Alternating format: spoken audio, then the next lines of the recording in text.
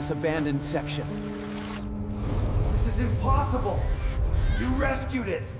My name is Dr. Marcus Chen. I'm 47 years old, and for the last 23 years, I've worked as an urban archaeologist and structural engineer for the New York City Metropolitan Transportation Authority. I've spent more time below the streets of Manhattan than most people spend in their own homes. I know every abandoned station, every forgotten tunnel, every sealed corridor that the city pretends doesn't exist.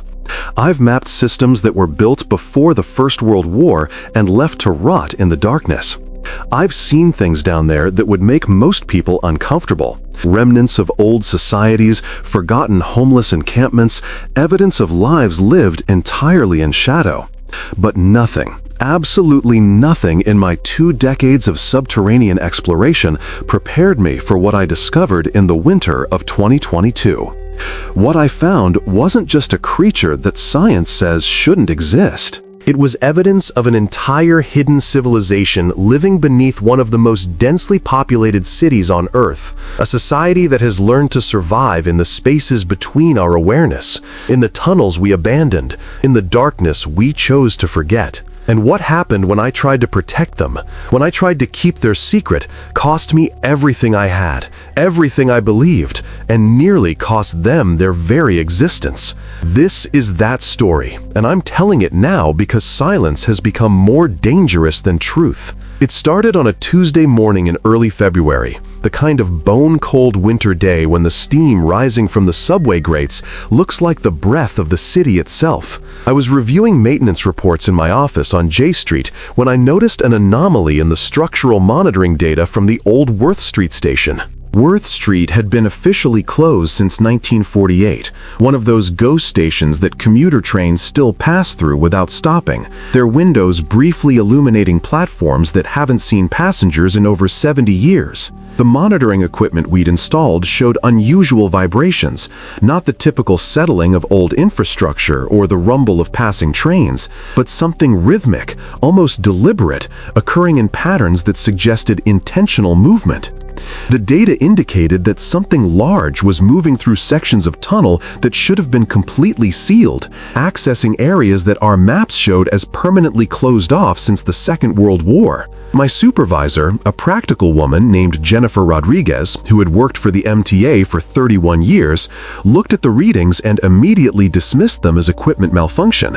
But I couldn't let it go. Those vibrations were too regular, too purposeful. They occurred in the deepest hours of the night, between 2 and 4 in the morning, when train traffic was at its absolute minimum. Whatever was down there knew the schedule, understood the patterns of human activity, was deliberately avoiding detection. I should have filed the report and moved on. I should have sent a maintenance crew to check the sensors. But something about those readings pulled at me, a mystery that my engineer's mind couldn't ignore, a puzzle that demanded solving.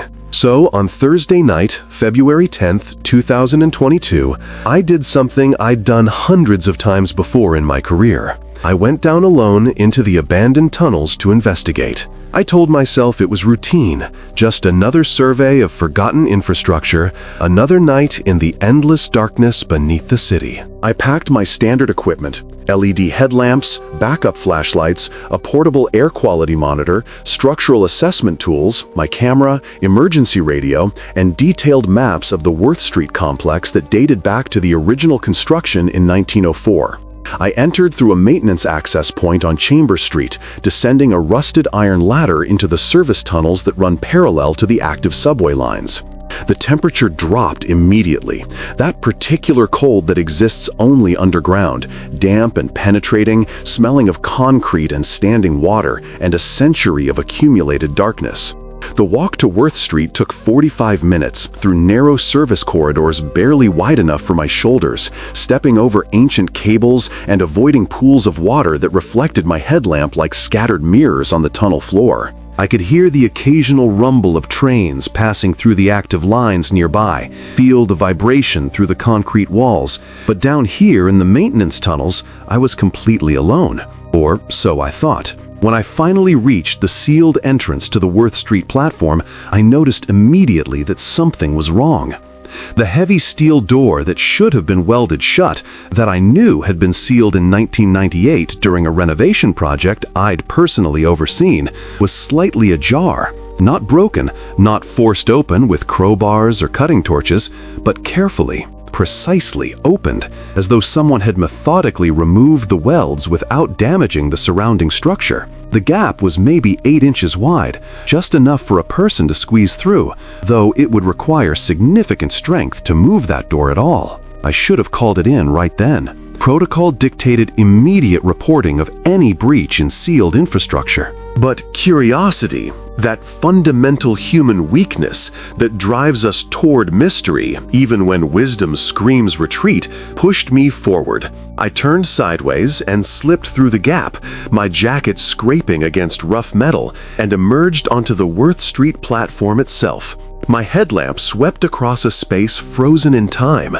advertising posters from 1948 still visible on the walls, their faded images promoting war bonds and victory gardens, the ceramic tiles spelling out Worth Street in letters barely visible beneath decades of grime and water damage. The platform stretched away into darkness in both directions, and the air here was different, less stale than I expected, moving slightly, as though somewhere far below there were openings to the surface, natural ventilation that shouldn't exist in a system this sealed. That's when I saw the first footprint. It was in a patch of standing water near the platform edge, illuminated by my headlamp as I walked toward the northern tunnel entrance, and it stopped me cold. The print was enormous, easily 17 inches long and 7 inches wide at the ball of the foot, with 5 distinct toe impressions that were unmistakably primate in structure, but far too large to be human.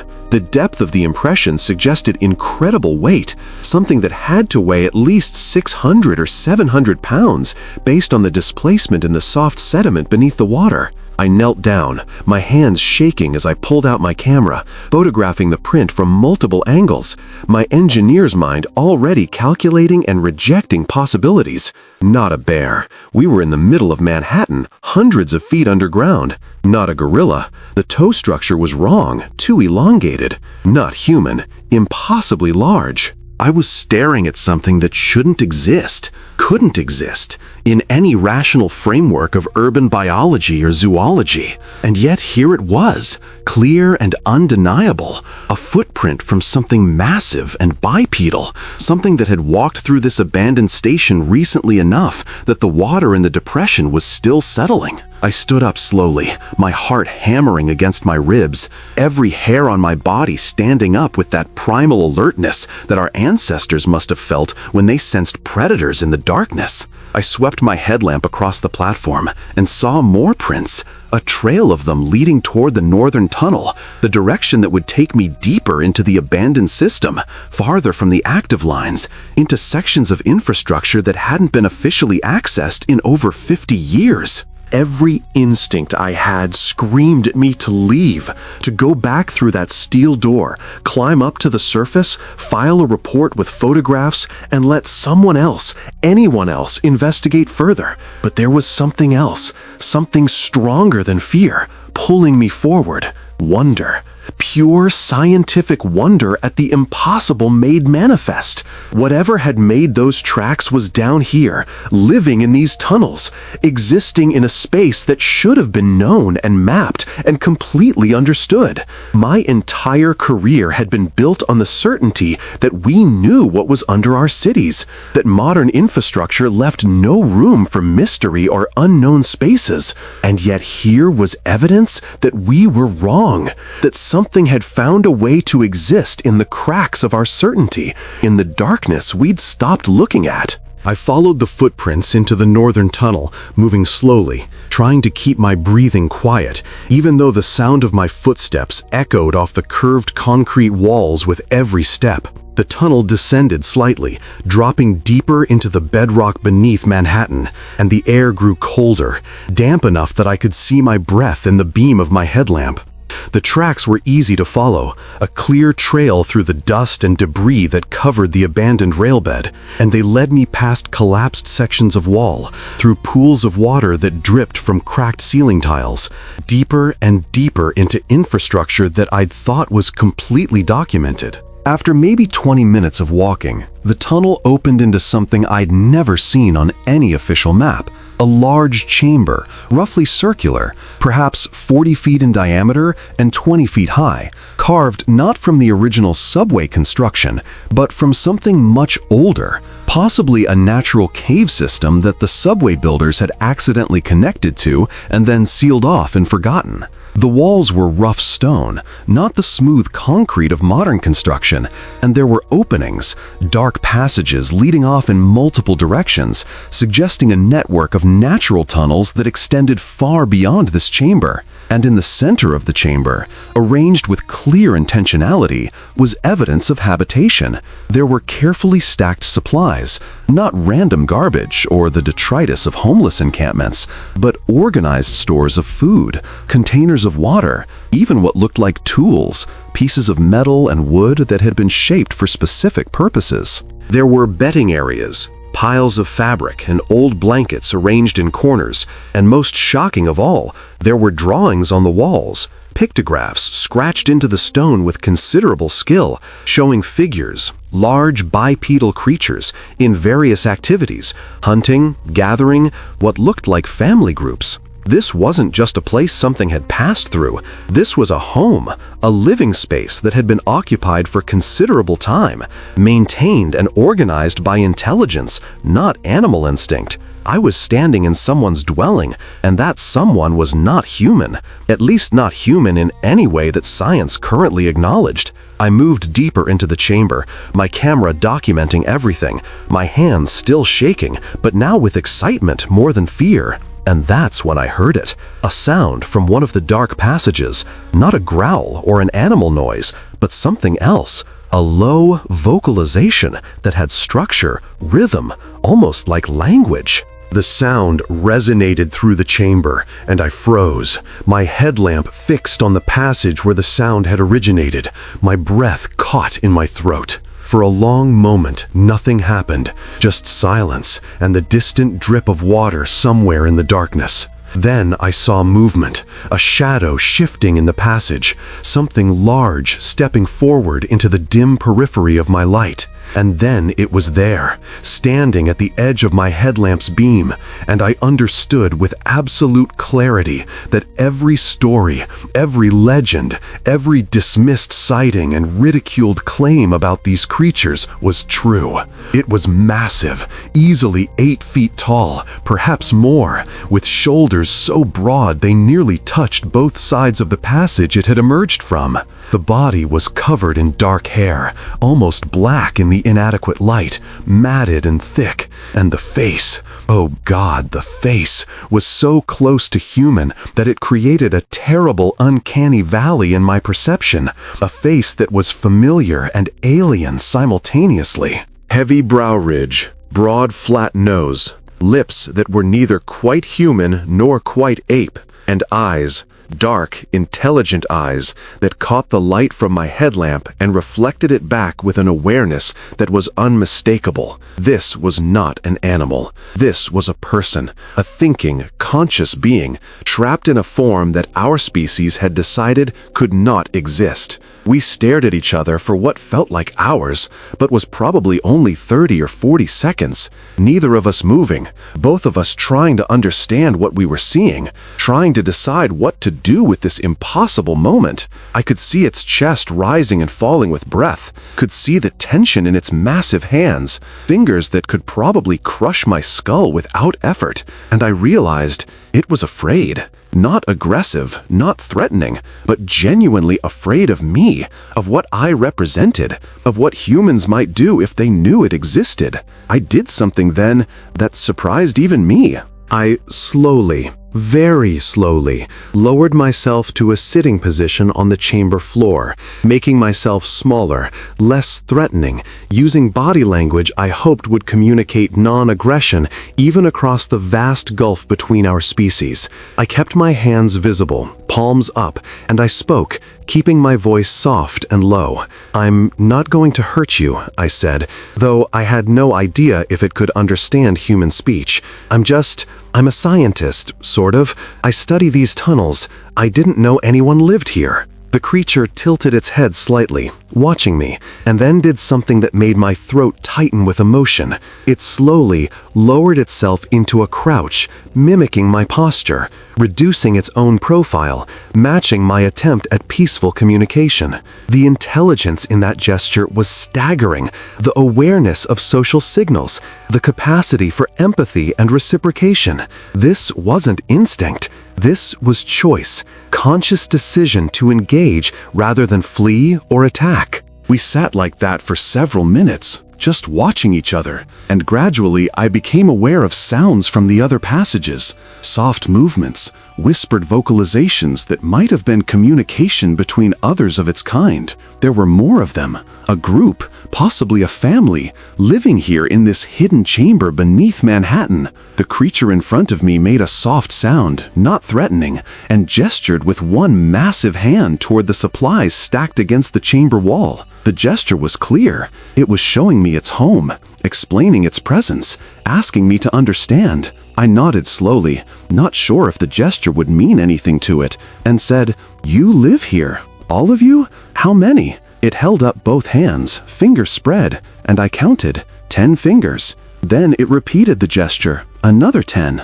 20 of them, possibly, living in a network of tunnels that we'd sealed off and forgotten, surviving on what they could scavenge from the city above, using the abandoned subway system as a hidden highway through the densest urban environment on the planet. The implications were staggering, world-altering. This wasn't a solitary creature or a family hiding in remote wilderness. This was an entire community, a society, living successfully in the heart of human civilization, adapting to our infrastructure, learning our patterns, existing in the spaces we no longer looked at.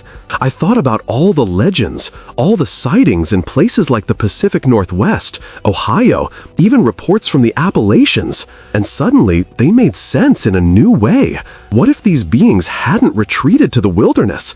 What if some of them had done the opposite, had followed human expansion, had learned to use our own infrastructure against us, to hide in the very systems we'd built? The abandoned tunnels, the sealed stations, the forgotten corners of our cities that we'd left to decay.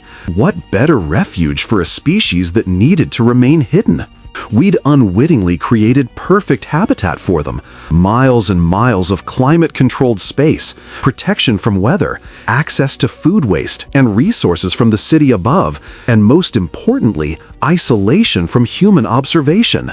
I pulled out my notebook, the old-fashioned paper kind I always carried, and began to sketch, drawing simple pictures of myself, then pointing at my chest, then drawing what I hoped was a recognizable representation of the creature in front of me, pointing at it.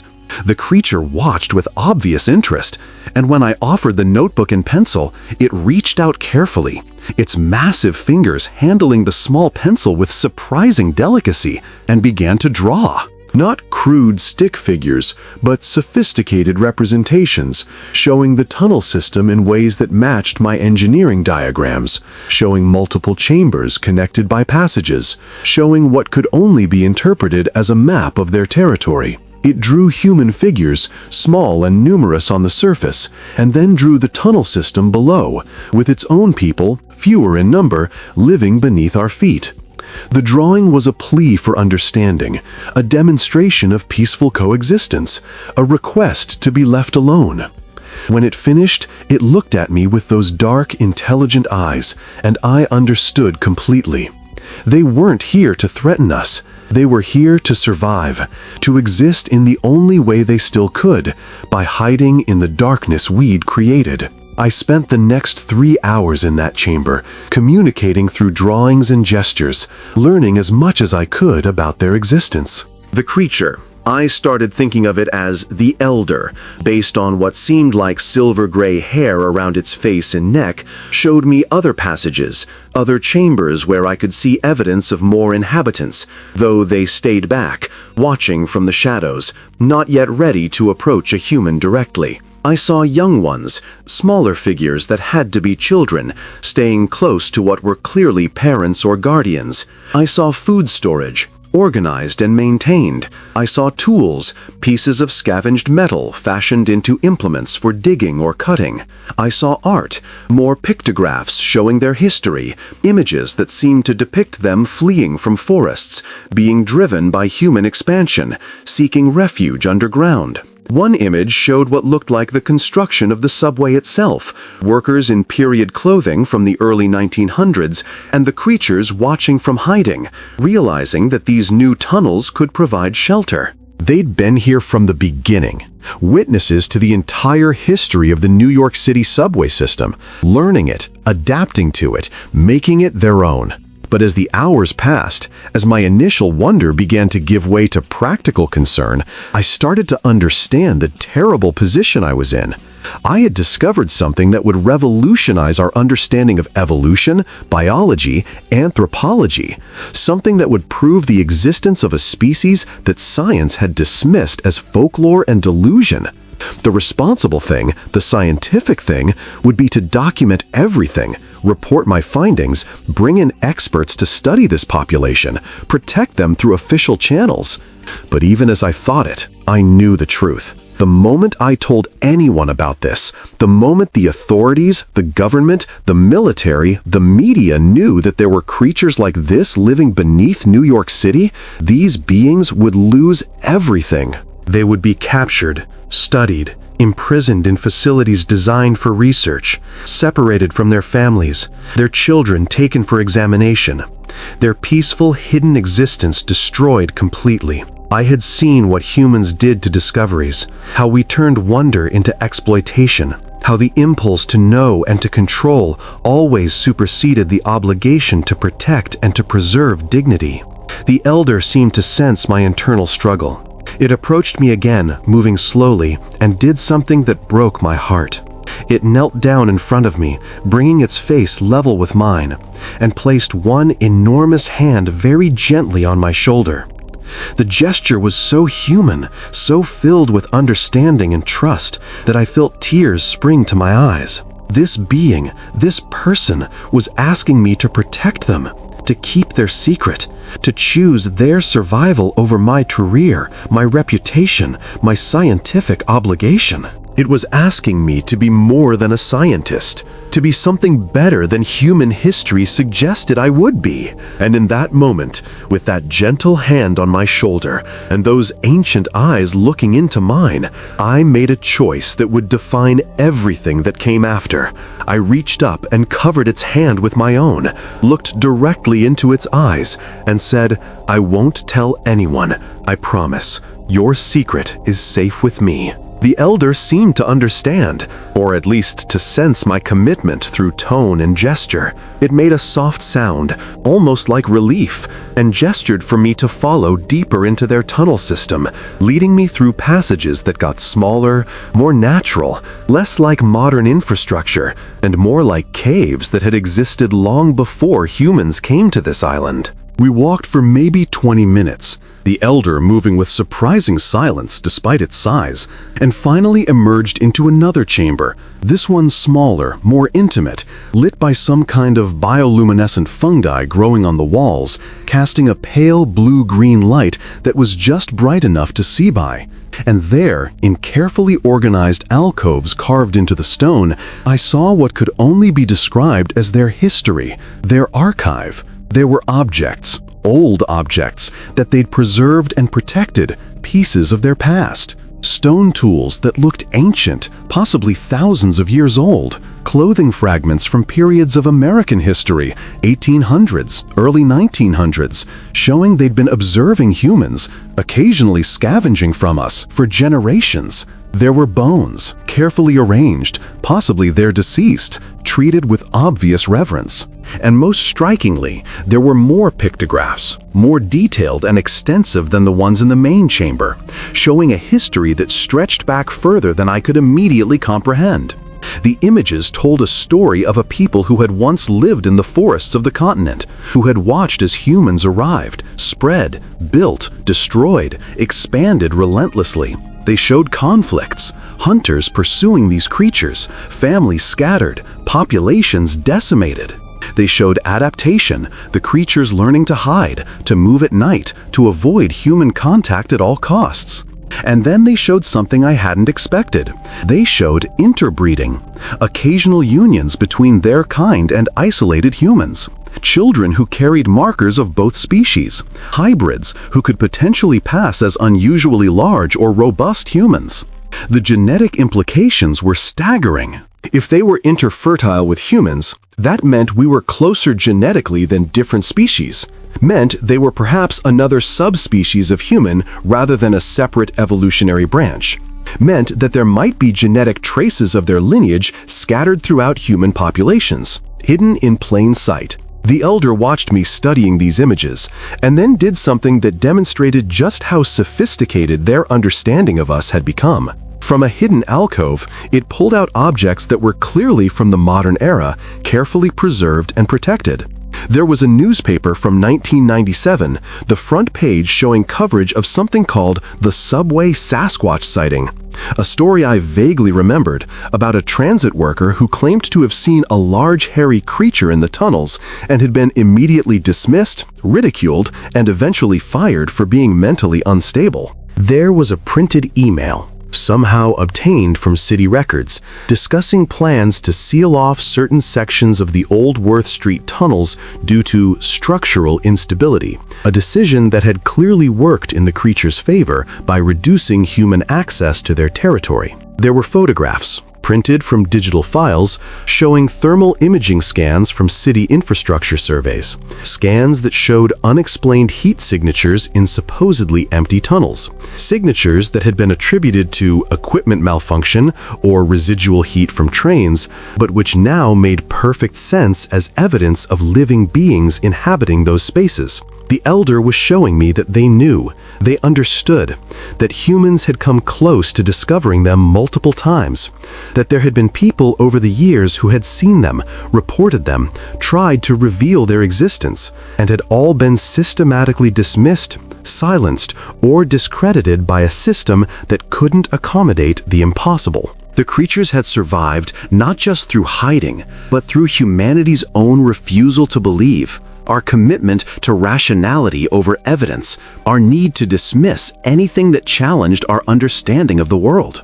In a perverse way, our own skepticism had protected them more effectively than any camouflage or stealth could have. I realized then just how precarious their existence was, balanced on the edge of a knife, one credible piece of evidence away from catastrophic exposure, one determined investigator away from disaster. I stayed with them until nearly dawn, learning everything I could, documenting mentally what I couldn't photograph, what I'd promised not to reveal. The elders showed me their water sources, natural springs that had been flowing beneath Manhattan long before the city existed, pure and cold and reliable. It showed me their food acquisition, how they moved through maintenance tunnels to access areas where they could scavenge from city waste systems, taking only small amounts so as not to be noticed, supplementing with fish from underground streams, rats, and other animals that thrived in the subway ecosystem, even plants, mushrooms, and roots that grew in the damp darkness.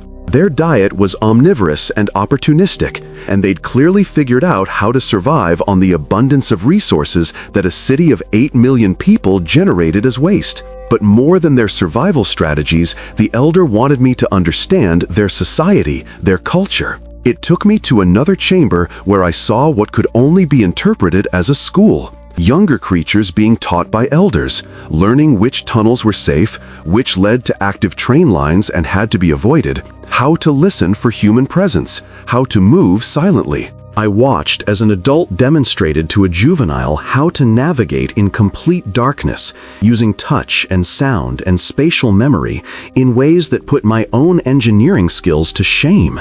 These beings had adapted not just physically to this environment, but intellectually, culturally, passing down knowledge across generations, teaching survival as a sophisticated system rather than mere instinct. And then the elder showed me something that made me understand the true depth of what I'd stumbled into, the real reason they'd chosen to trust me with their secret.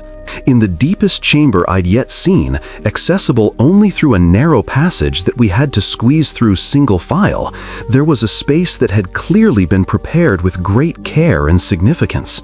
The walls were covered in pictographs more detailed and extensive than any I'd seen, and laid out on a stone shelf, like artifacts in a museum, were objects that told the story of their losses, their genocide. There were human weapons, old guns from different eras, Civil War era rifles, more modern hunting rifles, all damaged or broken, recovered from sites where their people had been killed. There were newspaper clippings, going back over 100 years, reporting monster sightings or wild man encounters, each one a record of times when humans had discovered them and violence had followed. There were photographs, old ones, black and white images that showed what appeared to be bodies of their kind, displayed as trophies or curiosities, surrounded by grinning men with guns. The elder stood beside me as I looked at this memorial, this testament to their suffering, and made a sound that I recognized as grief, deep and ancient and profound. It pointed to the images, then to itself, then made a gesture that encompassed the entire tunnel system around us, and the message was clear. These were the survivors, the ones who'd escaped the hunting, the killing, the systematic destruction of their people. This colony beneath New York wasn't just a hiding place. It was a refuge for the remnants of a species that had been driven to the edge of extinction, not by natural selection or climate change, but by deliberate human violence, by our fear of anything that looked like us but wasn't quite us, by our need to eliminate anything that challenged our supremacy. The creatures living in these tunnels were refugees in the truest sense, displaced persons hiding from genocide in the only place they'd found where we didn't follow. I don't know how long I stood there, looking at that evidence, feeling the weight of human cruelty pressing down on me like the millions of tons of rock and concrete above our heads. But eventually, I felt the elder's hand on my shoulder again, gentle but firm, and it led me back toward the main chamber. The sky above the city would be getting light soon. Trains would start running with morning commuters, and I needed to leave before anyone noticed I'd been gone all night. But before I left, the elder did one more thing that demonstrated the depth of their understanding and the terrible risk they were taking by trusting me. It brought me to what was clearly a nursery area, where I saw young ones, couldn't have been more than a few years old based on their size, playing under the watchful eye of adults. There were 5 of them, small compared to the adults, but still larger than human children of equivalent age, covered in soft-looking fur that ranged from dark brown to reddish, their faces more proportionally human than the adults, with larger eyes and less pronounced brow ridges. The elder gestured at these children, then at me, and the meaning was absolutely clear. It was showing me their future, their hope for continuity, asking me to understand what was at stake. If I revealed their existence, these children would be taken, studied, raised in captivity, never knowing the freedom of the tunnels or the security of their community. If I kept their secret, these children might grow up safe, might have children of their own, might represent the survival of their entire species. The elder was asking me to choose, to decide whether my obligation to science and truth was more important than the lives and freedom of these young ones, playing in the bioluminescent glow of fungi on stone walls, 200 feet beneath one of the busiest cities on Earth. I knelt down so I was closer to their eye level, these impossible children, and one of them approached me cautiously, encouraged by soft sounds from the adults. It reached out one small hand, maybe half the size of the adult hands, but still larger than my own, and touched my face, exploring the texture of my skin, my beard, my features, with obvious curiosity. Its expression was so clearly one of fascination and wonder that I couldn't help but smile, and the small creature made a sound that was unmistakably a laugh, delighted by my reaction. In that moment, Any remaining doubt I had about the choice I'd made vanished completely. These were people, children playing and learning and growing, and I would protect them with everything I had, even if it meant betraying every principle of scientific disclosure I'd ever held. The elder led me back toward the entrance I'd used to access their territory, and at the steel door that opened onto the Worth Street platform, we paused. I turned to face this being that had shown me so much trust, and I tried to communicate clearly, using the gesture system we'd developed. I pointed at myself, then at the tunnels around us, then made a protective gesture, arms crossed over my chest. I was promising to protect their territory, to keep others away. The elder understood. I could see it in its eyes, and it responded with a gesture of its own, pointing at me, then at its own chest where a human heart would be, then extending its hand palm up toward me. I understood. It was saying that I would always be welcome here, that I was trusted, that I had been accepted into their hidden world. We stood there for a moment. Two beings from different branches of the evolutionary tree, separated by biology, but connected by something deeper, by mutual recognition of consciousness and worth, by a promise to protect each other from the worst impulses of my own species. I squeezed back through the steel door, pulled it closed as much as I could behind me, and began the long walk back through the maintenance tunnels toward the surface access point. My mind was racing, trying to process everything I'd seen, everything I'd learned, trying to figure out how I was going to keep this secret while also protecting their territory from inadvertent discovery by other MTA workers or city surveyors. The sun was rising when I finally climbed the ladder back up to street level, emerging from a maintenance hatch on Chambers Street into the cold morning air of a February dawn. The city was waking up around me. Early commuters hurrying towards subway entrances, delivery trucks making their rounds, street vendors setting up for the day. And I looked at all of them differently now, knowing what existed beneath their feet, knowing that we shared this island with another people, another society that we'd tried to destroy and that had survived by becoming invisible. I went home, showered, changed clothes, and went to my office at the MTA headquarters like it was any normal day. But everything had changed. I looked at the maps on my walls, the detailed schematics of the subway system, and saw them differently now, saw them as incomplete, missing the network of natural tunnels and hidden chambers that the creatures used, missing the true complexity of the underground world beneath the city. I looked at maintenance schedules and repair plans with new eyes, always alert for work that might inadvertently intrude on their territory, always ready to suggest alternative approaches or delays that would keep crews away from their chambers. I became their guardian without anyone knowing, their protector, working from within the system that posed the greatest threat to their continued existence. For 3 months, I maintained this double life. During the day, I was Dr. Marcus Chen, urban archaeologist and structural engineer, reviewing reports and approving repairs and conducting routine surveys of city infrastructure. During the night, 2 or 3 times a week, I would return to the tunnels, visiting the community that had accepted me, learning more about their lives, their culture, their history. I brought them things they needed, first aid supplies that I could acquire without raising suspicion, saying I needed them for fieldwork, better tools that would make their lives easier, even books, which fascinated them, particularly ones with pictures that showed the natural world they'd been forced to leave behind. The elder and I developed a deeper communication system, combining gestures, drawings, and even some vocalization, and I learned more about their past, about how they'd come to this place, about the terrible losses they'd endured. The elder was old, I learned, probably close to 70 years based on what I could piece together from its communication, and it had lived through the transition from forest to tunnel, had been part of the group that first discovered the abandoned subway sections in the late 1950s and recognized them as potential refuge. It had watched its population dwindle from over 100 individuals scattered across the Northeast to the 23 that now lived in this tunnel complex beneath Manhattan, victims of hunting, habitat destruction, disease, and the simple mathematics of a population too small to sustain genetic diversity over time.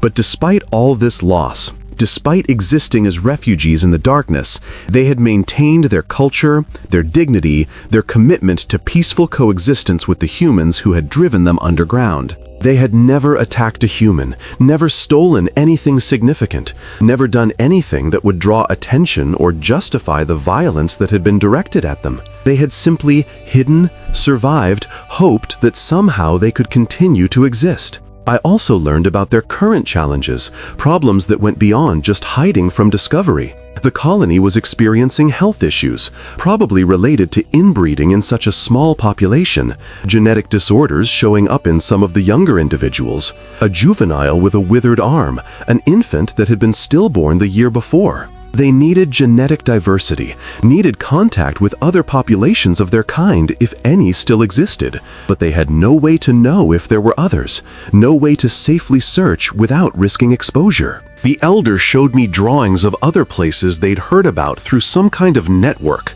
maybe acoustic communication through tunnel systems that connected to other cities. Vague awareness of others like them in distant locations, but no concrete information, no way to reach out without dangerous travel through human-dominated territory. I started researching carefully, trying to find evidence of other populations without revealing why I was looking. I reviewed reports from other cities, other subway systems, looking for the same kind of anomalies I'd noticed in the Worth Street data. Unexplained movements, structural vibrations, maintenance anomalies that could indicate hidden occupation. I found possibilities in Boston's older tunnel sections, in Philadelphia's subway system, even some intriguing data from the Paris Metro that suggested large-scale movements in sealed sections. But I had no way to verify. No way to make contact, no way to help without potentially exposing everyone involved. And then in May, everything changed. The MTA announced a major infrastructure renewal project, a comprehensive survey and renovation of all closed and abandoned stations in the system, including Worth Street.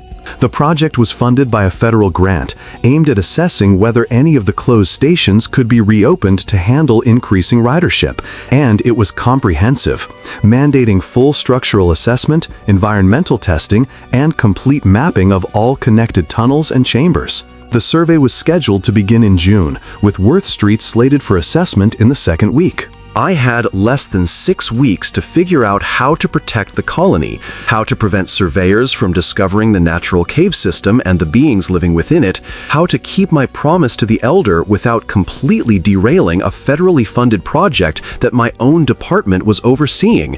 I tried everything I could think of within official channels. I filed reports suggesting structural instability in the Worth Street area, recommending delay of the survey pending further analysis. I highlighted environmental concerns, potential asbestos contamination that would require specialized handling. I even suggested historical preservation issues, arguing that Work Street should be left sealed as a monument to early subway architecture. Every suggestion was reviewed and rejected. The federal funding was tied to specific deliverables and timelines, and there was no flexibility, no room for delay. The survey would proceed on schedule, and when it did, they would discover the natural cave system. They would find evidence of habitation, and within days, possibly hours, the colony would be exposed. I went to the Elder and tried to explain using our gesture system, drawing timelines, showing approaching figures representing the survey team, showing discovery, capture, separation. The Elder understood. I could see the fear in its eyes, the same fear that its species had been living with for generations, and it gathered the colony to discuss what to do. I watched as they communicated among themselves, rapid vocalizations and gestures that I couldn't fully follow, elders and adults debating while the young ones sat quietly, sensing the tension and danger. Finally, the Elder turned to me and communicated their decision. They would leave, abandon this refuge they'd occupied for over 60 years, retreat deeper into the tunnel system, find new hiding places farther from human activity, scatter if necessary to reduce the chance of total discovery. The tragedy of that decision hit me like a physical blow. These beings, who had already been driven from forest to wasteland to underground, were being driven even further, deeper into darkness, smaller spaces, less secure territory, because of human expansion that never stopped, never paused, never considered that we might be intruding on anyone else's right to exist. And I was part of that system.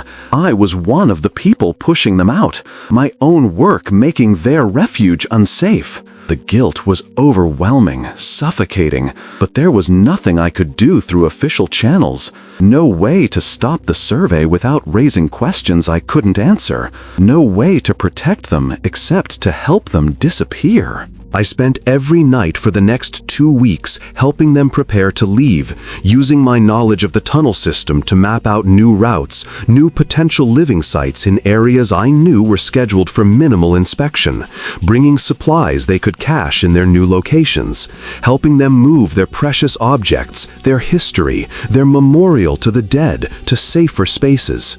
It was heartbreaking work, watching this community pack up their lives, abandon the home they'd built, scatter their family units to different locations to minimize risk of total discovery. The elder insisted on splitting the colony into 4 smaller groups, each taking a different route to different territories, staying connected only through occasional, careful meetings in neutral spaces. It was a survival strategy born of bitter experience, ensuring that if one group was discovered, the others might escape. On the night before the survey was scheduled to begin, I met with the elder one last time in the main chamber, now empty of everything except the permanent pictographs on the walls, and we stood together in silence, 2 beings who had formed an impossible friendship, knowing we might never see each other again. The elder placed both hands on my shoulders, looking directly into my eyes, and made a sound that I'd come to recognize as their word for gratitude, for connection deeper than mere friendship, for the bond between beings who have chosen to protect each other despite all the forces aligned against such protection. I covered its hands with mine and said, "I'm sorry. I'm so sorry we've made the world so small for you. You deserve better than this. You deserve to exist in sunlight and forest, not to hide in darkness because of what my species has done." The elder understood my tone, if not my words, and it made a sound that was somehow accepting, resigned, but not defeated. It had lived its entire life adapting to human cruelty and expansion, and while this was another loss, another retreat, it was also another survival, another day continuing to exist, and that was its own form of victory. It released my shoulders, took one last look around the chamber it had called home for so many years, and then turned and walked into the darkness of the tunnel that would lead it to new hiding places, new exile. I stood there alone in that empty chamber until I couldn't hear its footsteps anymore, until I was surrounded only by silence and ancient stone and the weight of my own failure to protect what I'd promised to keep safe. The survey proceeded as scheduled.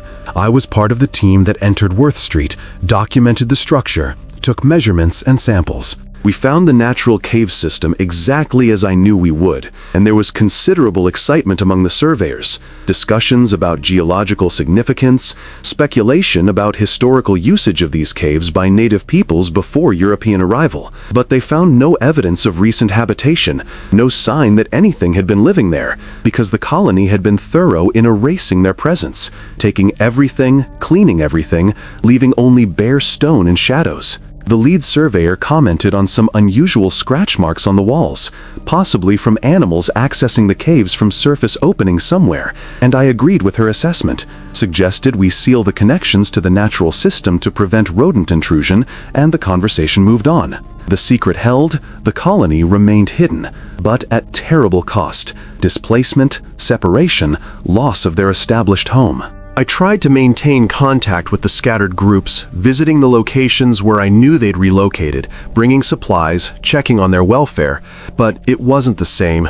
They were struggling in their new territories, smaller spaces with fewer resources, more isolated, more vulnerable. I saw one of the juveniles, the one that had touched my face with such curiosity months before, now living in a cramped section of tunnel, barely large enough for its family, no room to play or explore, just existing in fear and darkness. The joy I'd seen in those young eyes was gone, replaced by wariness and sadness that no child of any species should have to carry. I had helped them survive discovery, but I hadn't protected them. Not really. I just helped them become more invisible, more compressed, more slowly erased. And then in September, 6 months after the survey, something happened that made everything infinitely worse. A video appeared online, posted by an amateur urban explorer who had illegally accessed the tunnel system, showing what he claimed was proof of Bigfoot in New York City. The footage was shaky, shot on a phone in low-light conditions, but it clearly showed one of the creatures, probably a juvenile based on the size, moving through a tunnel in a section I recognized as one of the relocation sites. The video went viral within hours, millions of views, mainstream media picking it up, experts on cable news shows debating its authenticity, cryptozoology enthusiasts proclaiming vindication. The MTA was flooded with requests for access to tunnel systems, demands for investigation, pressure from city officials who wanted answers about what was living beneath their constituents' feet. I watched the disaster unfold in real time, saw the machinery of human curiosity and fear begin to mobilize, knew exactly what was coming next. Within a week, the city had formed a special task force combining MTA personnel, police, wildlife experts, even federal authorities who claimed jurisdiction based on endangered species protocols. I was assigned to the task force because of my expertise in abandoned tunnel systems, told to provide maps and guidance for a comprehensive search of every sealed section of the subway, every natural cave connection, every space large enough to hide a population of unknown primates. I was being forced to hunt for the very beings I'd promised to protect, to lead searchers directly to the scattered colony, to betray everything the elder had trusted me with. I tried to resist, argued that the video was clearly a hoax, that deploying resources for a wild goose chase was wasteful, that we should focus on actual infrastructure concerns rather than internet fantasies. But I was overruled at every level. The political pressure was too intense. Too many people demanding action, demanding proof that the city was taking the situation seriously.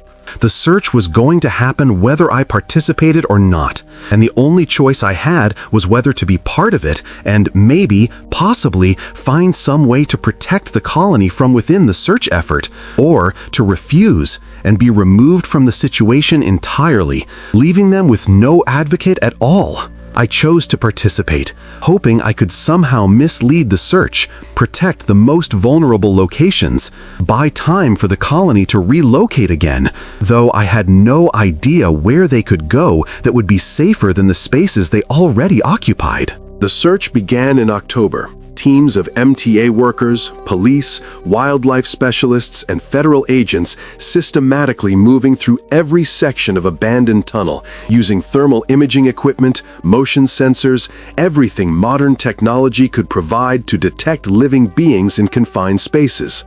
I was assigned to coordinate the search in the Worth Street area and the connected natural cave system, the area I knew best, the area where I'd first met the elder, and every day I walked those tunnels with armed officers and excited scientists, knowing that at any moment they might discover the evidence that would destroy everything. I don't know how the colony managed to stay ahead of the search for as long as they did, whether they heard us coming through acoustic channels I didn't understand, whether they developed evasion strategies over generations of hiding from hunters, or whether they were simply lucky. But for 3 weeks, the search teams found nothing. No thermal signatures that couldn't be explained by mundane causes, no physical evidence beyond ambiguous markings that could have been natural geological features. The pressure increased, media outlets mocking the city for wasting resources on myth, officials demanding results to justify the expense, and the search parameters expanded, pushing deeper into areas that had been sealed for decades, breaking through barriers that were supposed to be permanent, opening spaces that should have remained closed. And then, on a cold November morning, the worst possible thing happened. A search team working in a section of tunnel I'd specifically argued should be avoided, claiming structural instability, made a discovery. They found a chamber I hadn't known about, a natural cave that the colony must have been using as emergency storage. And in that chamber they found evidence that couldn't be explained away, couldn't be dismissed as geology or animal activity. They found tools, clearly manufactured, shaped for specific purposes by intelligence. They found preserved food, stored in containers scavenged from surface waste, but organized deliberately. They found drawings on the walls, pictographs showing the creatures and their activities, documentation of their existence that was undeniable and obvious. And most damningly, they found fresh footprints, the same massive bipedal tracks I'd first seen 10 months earlier on the Worth Street platform, proof that something large and unknown was living in these tunnels right now, actively using this space. The discovery made international news within hours, genuine scientific proof of an unknown primate species living beneath New York City, and the response was everything I'd feared and worse. The city immediately sealed all access to the tunnel system, declared a state of emergency in the underground infrastructure, and brought in military units to establish a perimeter preventing anything from leaving the tunnels through any known exit point.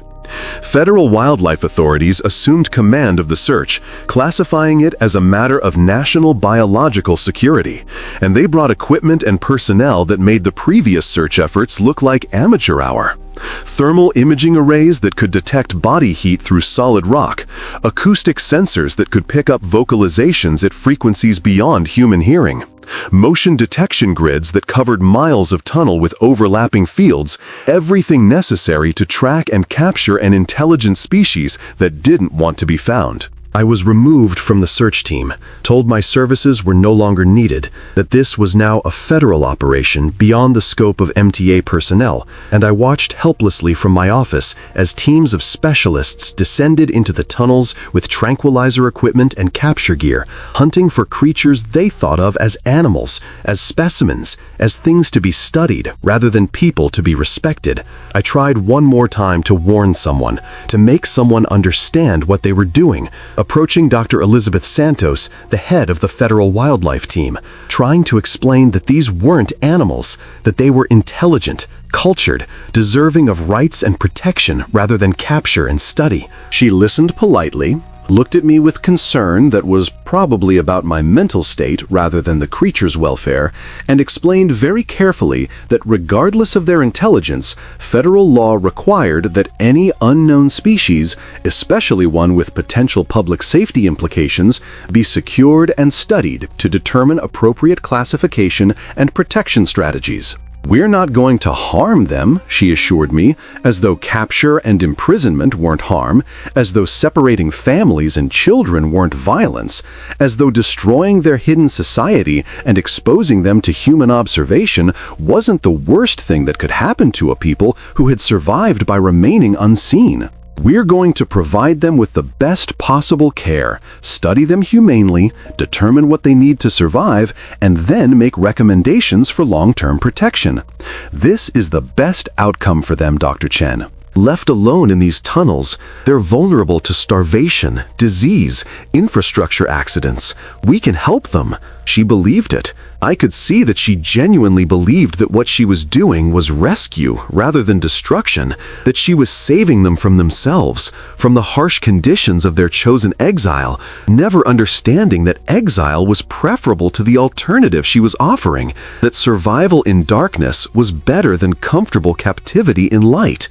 The capture operation took less than a week. The technology was too sophisticated, the net too comprehensive, and the colony too small to evade it indefinitely. They were found in a section of natural cave, far from the original Worth Street location. 22 individuals clustered together in a desperate last hiding place, including the elder and the young one I'd seen touch my face with such curiosity. The capture teams used tranquilizer darts fired from a distance, dropping the creatures where they stood, and I saw footage later from body cameras, saw the elder trying to shield the young ones even as the drugs took effect, saw children crying out in their own language as their parents fell unconscious around them, saw the complete destruction of their world in the span of 30 minutes of efficient professional wildlife management. They were transported to a secure facility in upstate New York, a government research station that had been rapidly converted into housing for unknown primates,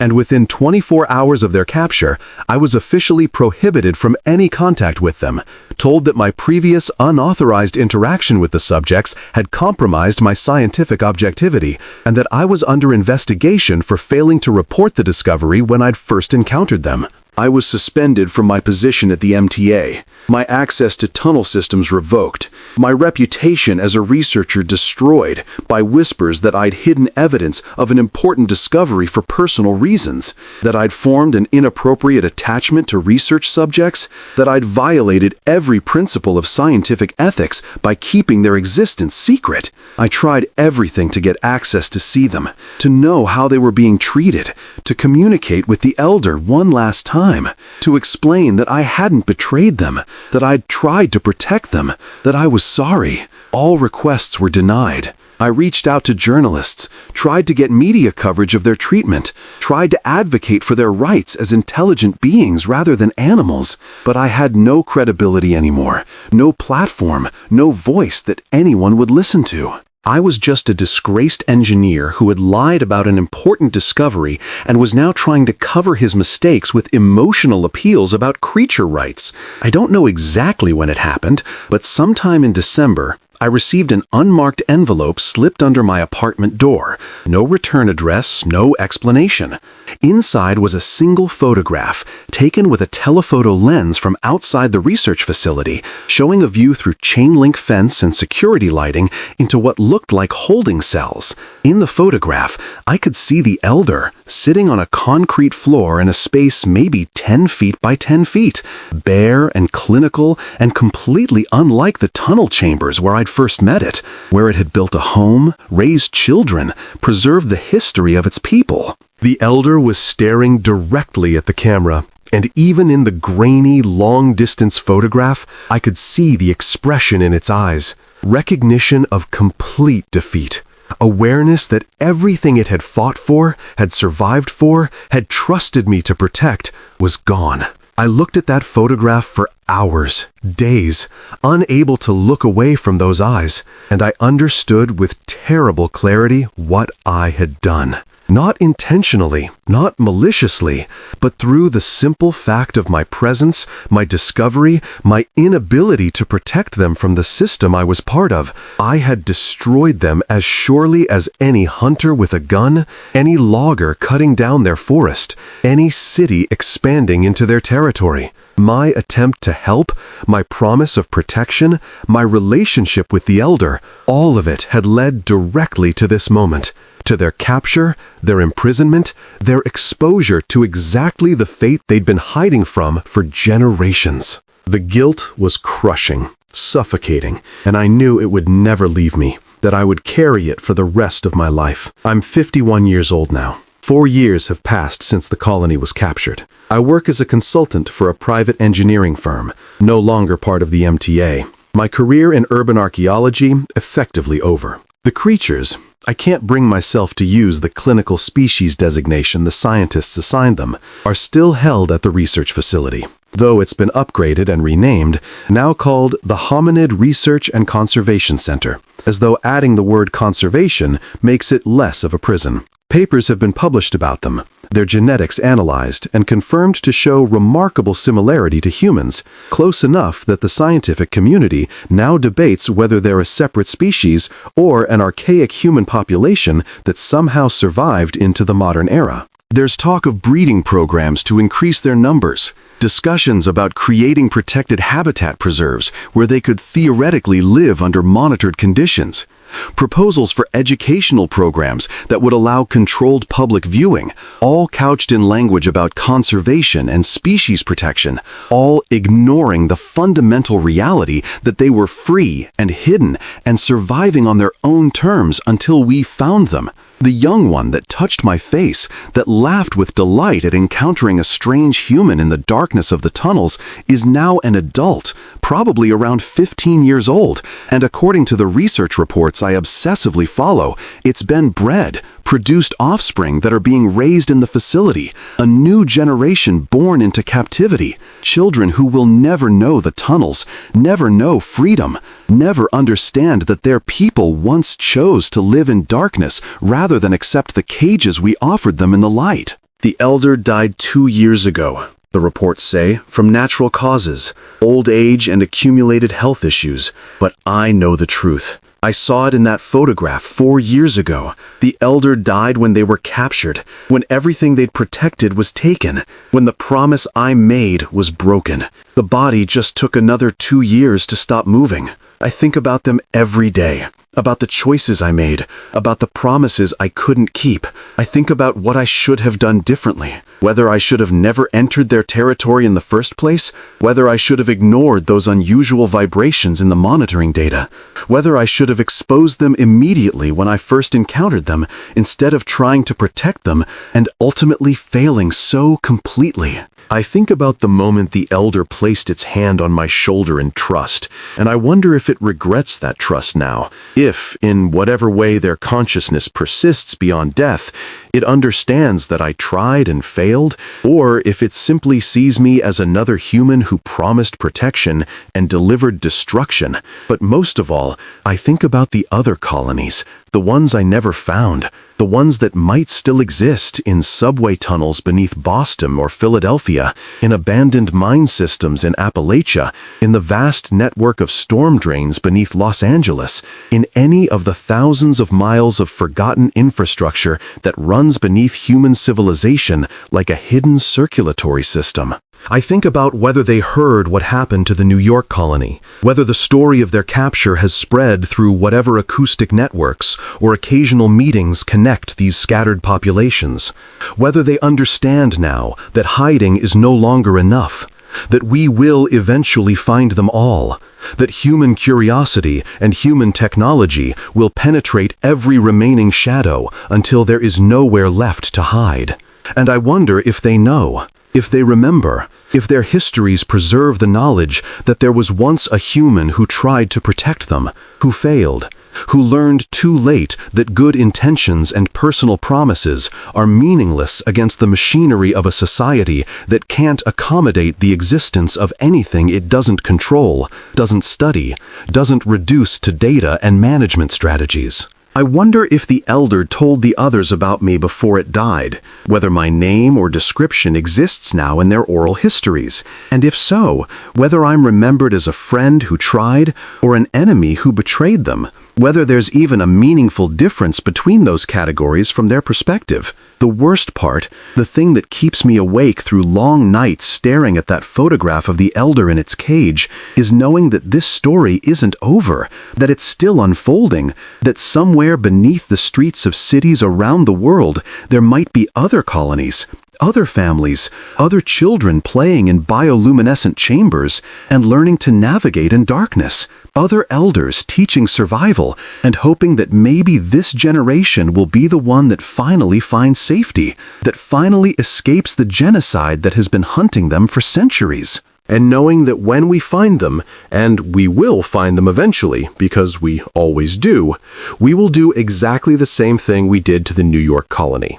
We will capture them in the name of conservation, study them in the name of science, imprison them in the name of protection, and we will tell ourselves we're helping, we're saving them, we're doing the right thing, and we will never understand that we're continuing the same violence that drove them underground in the first place. My name is Dr. Marcus Chen. I'm 51 years old, and I discovered Bigfoot using abandoned subway tunnels beneath New York City. And then the worst happened. Not in a moment of dramatic catastrophe, but in the slow, inexorable grinding of good intentions through a system that cannot see these beings as anything other than subjects for study, resources to be managed, problems to be solved. The worst happened when I promised protection I couldn't deliver, when I chose to participate in a system I thought I could influence from within, when I believed that documentation and understanding would somehow be enough to grant them safety, when I failed to recognize that the only real protection I could have offered was to walk away, to unsee what I had seen, to leave them in the darkness they had chosen, invisible and free. I keep the photograph on my desk, the elder in its cage, staring at me with those ancient eyes, and I look at it every day as a reminder a penance, a promise that I will never stop trying to tell this story, never stop advocating for the ones still hidden, never stop fighting against the comfortable narrative that what we did was rescue rather than capture, conservation rather than destruction, help rather than harm. I don't know if it matters, if anything I say or write or argue will make any difference in how the next colony is treated when they're found, but I owe it to the elder, to the young one that touched my face, to the 23 beings who trusted me and were betrayed by that trust, to at least try, to at least speak truth about what happened in those tunnels beneath the city, about what we lost when we couldn't let the impossible remain hidden, when we insisted on dragging mystery into light and calling it progress. Somewhere in the darkness beneath our feet, in tunnels we've abandoned and caves we've forgotten, in the spaces between our maps and our certainty, they might still be there. The others, the survivors, the ones we haven't found yet. And if they are, if somewhere a colony still exists in freedom and shadow, I hope they never make the mistake the elder made. I hope they never trust a human, never believe that we can be allies rather than threats, never imagine that we're capable of seeing them as people rather than puzzles to be solved. I hope they stay hidden forever, invisible and safe in their chosen darkness. And I hope that this story, this confession of my failure and their loss, serves as a warning to anyone else who might encounter them, a plea to choose silence over disclosure, to choose their freedom over our knowledge, to choose to protect the mystery rather than expose it, because once the light finds them, once we know they exist, we cannot help but destroy them in the name of saving them, and that is a truth I learned too late to matter, but perhaps not too late to prevent it from happening again. The elder is gone, the colony is imprisoned, and the tunnels beneath Worth Street are empty now, surveyed and mapped and understood, all mystery eliminated, all shadows documented, all wonder replaced by data. And we call it progress, we call it discovery, we call it conservation, and we never ask what was lost, what price was paid, what trust was betrayed in our relentless insistence on knowing, on controlling, on refusing to let anything exist beyond our sight, our study, our dominion. That is what I discovered in the abandoned subway tunnels beneath New York City. Not just an unknown species, but the terrible truth about what we do to anything we find, anything that challenges our understanding, anything that asks only to be left alone. And that is why the worst happened, not because of malice or hatred, but because of something worse, because of our certainty that we know better, that we can help, that our intervention is benevolent, when sometimes the greatest kindness we could offer is the simple grace of looking away, of leaving the shadows undisturbed, of letting the hidden remain free.